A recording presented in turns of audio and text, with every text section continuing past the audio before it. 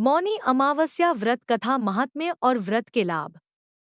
मौनी अमावस्या व्रत कथा पूजा विधि और महात्म्य की बात पुराणों में बताई गई है। ऐसी मान्यता है कि इस व्रत को करने से और इस व्रत को करने से सुहाग, सौभाग्य और समृद्धि की प्राप्ति होती है। मौनी अमावस्या व्रत इस साल जनवरी 1929 को है और इस बार इस व्रत के साथ महोदय योग का महासंयोग भी बना है। आइए जानते हैं मौनी अमावस्या पर व्रत पूजा की विधि और कथा। आइए मित्रों जाने, प्लीज लाइक सब्सक्राइब करें, कमेंट में राधे राधे जरूर लिखें। धर्म ग्रंथों और शास्त्रों में इस अमावस्या का बड़ा ही महत्व बताया गया है। इस पर यह भी मान्यता है कि मौनी अमावस्या के दिन अगर महोदय नामक योग बन जाए तो यह और भी लाभप्रद और कल्याणकारी हो जाता है। इस व्रत को करने से पितर संतुष्ट और प्रसन्न होते हैं और घर में सुख समृद्धि और संतति की वृद्धि होती है। मौनी अमावस्या व्रत विधि।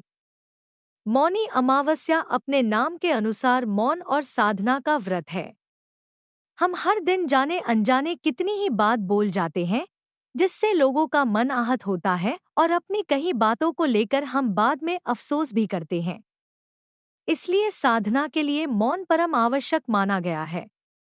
गृहस्थजन हमेशा मौन व्रत नहीं रख सकते हैं, इसलिए एक दिन निर्धारित किया गया है जिसमें गृहस्थों को आत्मशुद्धि के लिए मौन व्रत का संकल्प लेना चाहिए।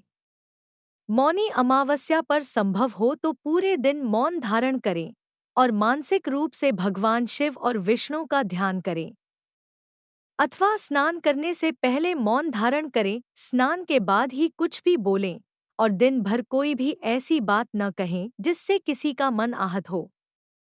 मौनी अमावस्या महत्व और महात्म्य। मौनी अमावस्या की सबसे बड़ी बात है कि यह माघ कृष्ण चतुर्दशी के अगले दिन आता है। माघ कृष्ण चतुर्दशी को शिवजी का विवाह माता पार्वती से तय हुआ था और अगले दिन मुनियों और देवी देवताओं ने शिव की साधना के लिए उनकी उपासना की थी। भगवान विष्णु ने देवी पार्वती के भाई बनकर उनके विवाह संबंधी कार्यक्रम में भाग लेना स्वीकार किया था।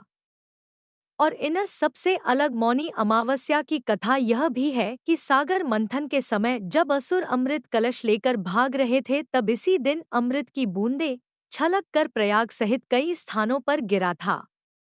इसलिए मौनी अमावस्या पर प्रयाग सहित अन्य तीर्थों में स्नान करके दान पुण्य करने से कई गुना लाभ मिलता है। मौनी अमावस्या व्रत के लाभ। माघ मास में तिल, ऊनी वस्त्र, घी का दिन बहुत ही पुण्यदायी होता है। इसलिए मौनी अमावस्या पर इन वस्तुओं का दान जरूर करना चाहिए। यह जरूरी नहीं कि आप बहुत दान करें, लेकिन अपनी श्रद्धा और क्षमता के अनुसार थोड़ा दान भी आप कर सकते हैं।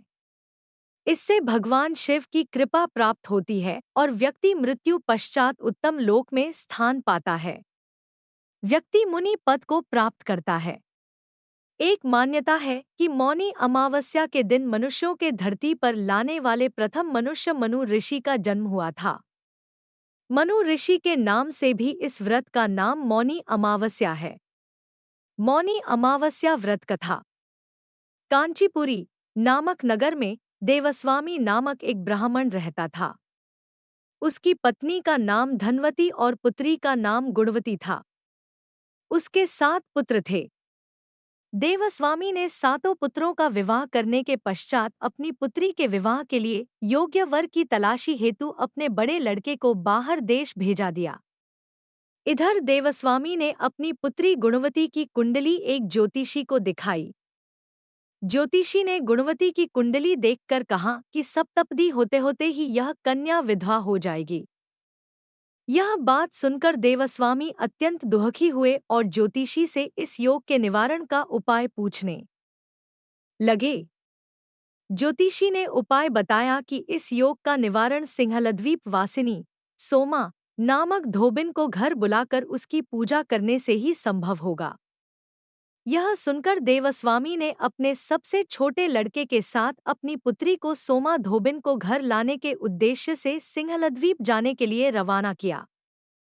वे दोनों समुद्र के तट पर पहुंचकर समुद्र पार करने का उपाय सोचने लगे, लेकिन उन्हें कोई उपाय नहीं सूझ रहा था। थक-हार कर दोनों भाई-बहन भूखे प्यासे एक वटवृक्ष की छाया में उदास होकर बैठे गए। देवस्वामी ने अपनी पुत्री गुणवती की कुंडली एक ज्योतिषी को दिखाई। ज्योतिषी ने गुणवती की कुंडली देखकर कहा कि सप्तपदी होते होते ही यह कन्या विधवा हो जाएगी।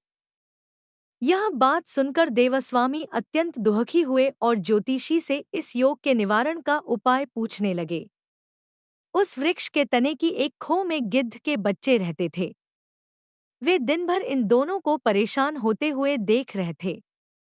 शाम को बच्चों की मां उनके लिए कुछ आहार लेकर आई और उन्हें खिलाने लगी। लेकिन गिद्ध के बच्चों ने कुछ नहीं खाया और अपनी मां से कहा, इस वृक्ष के नीचे आज सुबह से ही 2 भूखे प्यासे प्राणी बैठे हैं। जब तक वे नहीं खाएंगे, हम लोग भी नहीं खाएंगे। बच्चों की बात सुनकर उनकी मां गिद्धनी को दया आई गई। उसने दोनों प्राणियों को देखा और उनके पास जाकर कहा, आपकी इच्छा मैंने जान ली है। आप लोग भोजन करें। कल प्रातः मैं आप लोगों को समुद्र पार सोमा के घर पहुंचा दूंगी। गिद्धनी की बात सुनकर उन दोनों भाई बहन की चिंता कम हुई। दोनों को अत्यंत प्रसन्नता हुई। उन्होंने गिद्धनी को प्रणाम कर भोजन किया। प्रातः होते होते गिद्धनी ने उन्हें सोमा के घर पहुंच दिया। वे दोनों पास के ही जंगल में झोपड़ी बनाकर रहने लगे। उन्होंने अपनी सेवा से सोमा को प्रसन्न करने का निश्चय किया।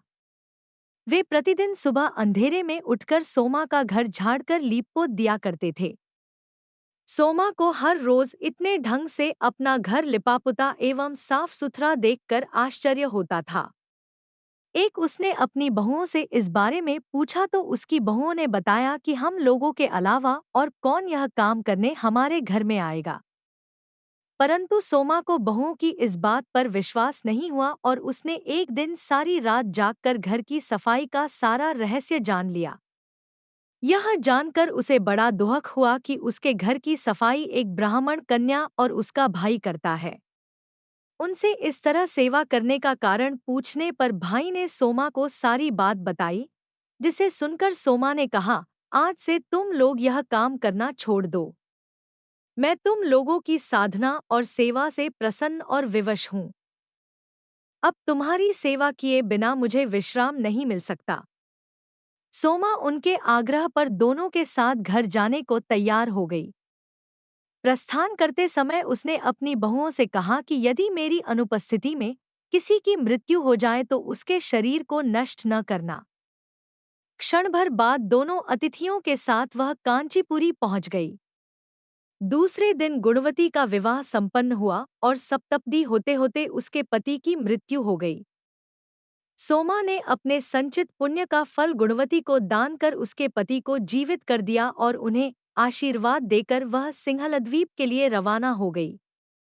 संचित पुण्य क्षीण होने से सोमा के पुत्र, दामाद और पति की घर में मृत्यु हो गई। यह जानकर नया पुण्य संचित करने के उद्देश्य से वह रास्ते में एक जगह रुकी।